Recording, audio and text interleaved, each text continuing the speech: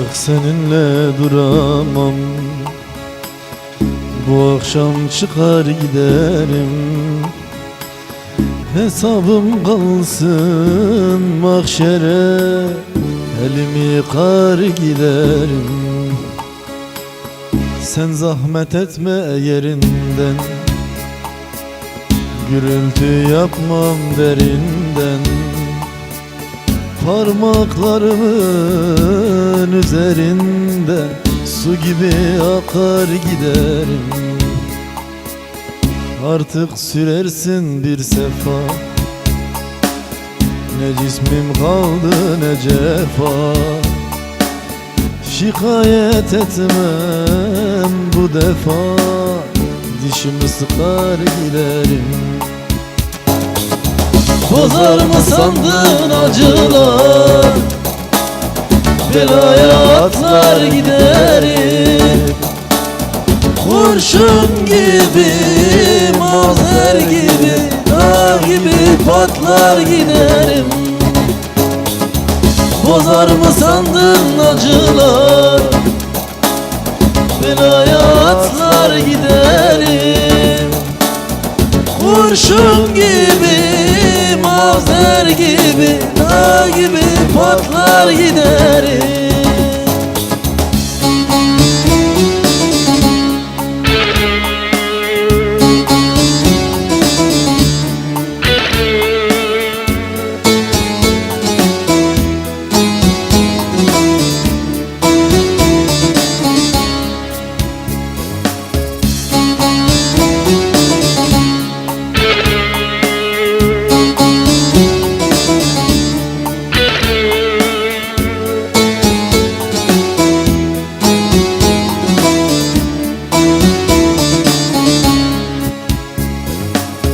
Kaybetsem bile her şeyi, bu aşkı yırtar giderim. Sinsice olmaz gidişim, kapıyı çarpar giderim. Sana yazdığım şarkıyı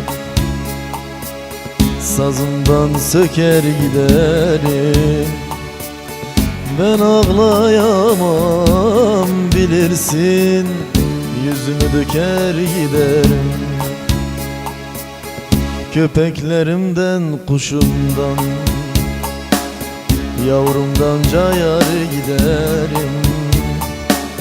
Senden aldığım ne varsa yerine koyar giderim. Ezdirmem sana kendimi, gövdemi yakar giderim. Beddua etmem, üzülme, kafama sıkar giderim. Ezdirmem sana kendimi,